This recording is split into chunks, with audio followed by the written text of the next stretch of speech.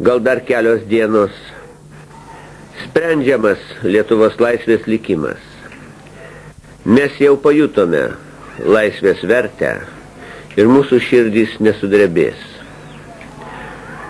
Prieš 10 minučių, kai prasidėjo šarvuočių ir ginkluotų kareivių judėjimas Vilniaus gatvėmis su kryptim į televizijos bokštą, o dabar galbūt ir į aukščiausiąją tarybą, aš paskambinau į Maskvą, į prezidento Gorbačiovo priimamąjį, paprašiau, kad mane su juo sujungtų. Manęs nesujungė, bet pažadėjo tuoj pat viską perduoti, ką aš noriu pasakyti. Ir aš paprašiau pasakyti, kad aš labai įsakmiai prašau prezidentą Gorbačiovą tučtuojau savo, kaip vyriausio ginkluotojų pajėgų vado įsakymu, sustabdyti pradėtą akciją, nutraukti pradėtą vykdyti planą, kad nebūtų pralietas nekaltų žmonių kraujas. Tai turi būti padaryta tuojau. Mes nežinome, ar tai bus padaryta, bet Gorbačiovas žino, jeigu žmonių kraujas bus pralietas, jis kris ant jo galvos. O mes tikėsime Lietuva, tikėsime vieni kitais ir net jeigu užeis naktis, ji nebebus ilga. Supuvusi imperija griūva nuo pat viršaus iki pamatų. Ateina laisvės rytas. Mums ir ne tik tai mums. Gali būt, kad mums teko istorinė garbė.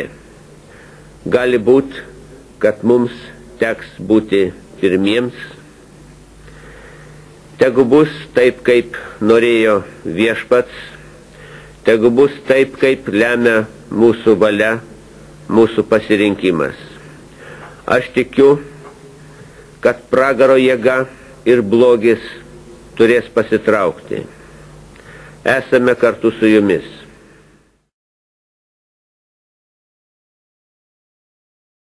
Taip pat yra jau kovinė technika ir pasigirdę šūviai.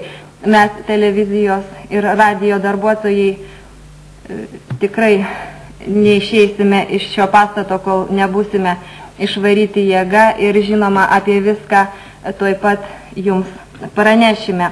Kągi mes taip pat norėtumėm padėkoti visiems Lietuvos gyventojams, tiems Vilniečiams, kurie skambino mums į redakciją tik pasirodžius kariniai technikai. Kiekvieną naktį ir dieną mus informuodavo apie įvairius karinės technikos judėjimus. Jie tikrai mums labai padėjo ir, manau, ateityje padės rengiant reportažus ir rodant juos mums.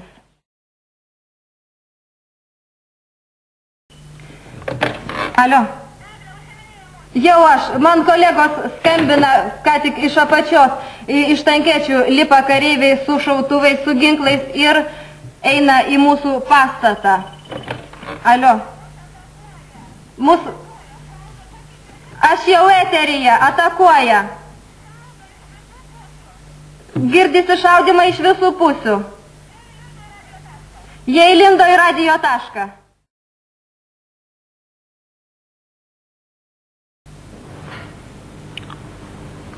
Gerbiami Lietuvos žmonės, kreipiuosi jūs šiuo momentu, kada sovietų tankai atakuoja ir puola Lietuvos televiziją.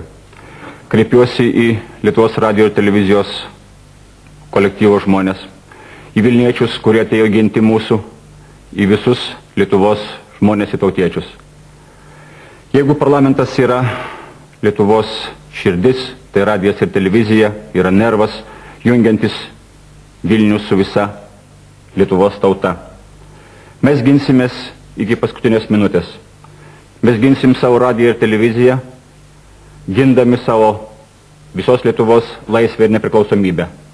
Tikiu, kad Dievas duos, mes išvengsim aukų, bet gindamiesi mes įrodysim visai Lietuvai ir visam pasauliui, kad sovietinių žmogžudžių ordos, sėdamos mirti, vėl okupuoja Lietuvą. Tegu visas pasaulis mato, ko yra vertas vakarų taip mylimas Gorbačiovas, jo taikos Nobelio premija. Lietuvą galima okupuoti, galima žvėries jėga pralieti žmonių kraują, bet mūsų nugalėti neįmanoma. Neįmanoma išplėšti širdies mūsų siekimo būti laisvais ir nepriklausomais. Kas įkvėpė laisvės oro, tas laisva valia nebegrįš į komunizmo kalėjimą. Mes nugalėsim. Tai įvyks, jei ne šiandien, tai rytoj.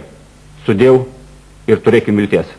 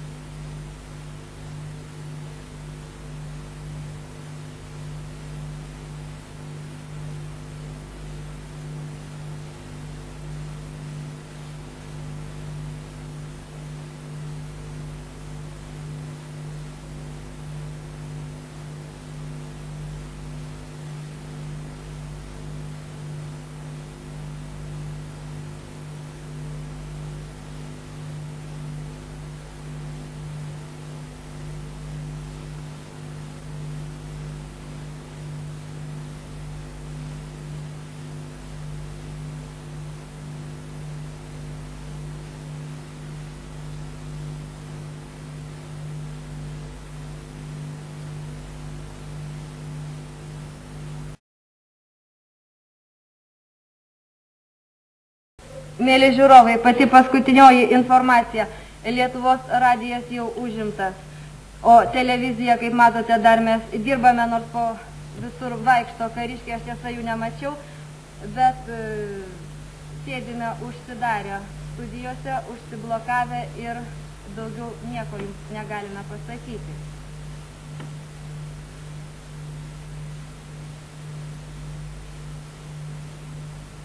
Mes, žinoma, jums parodysime.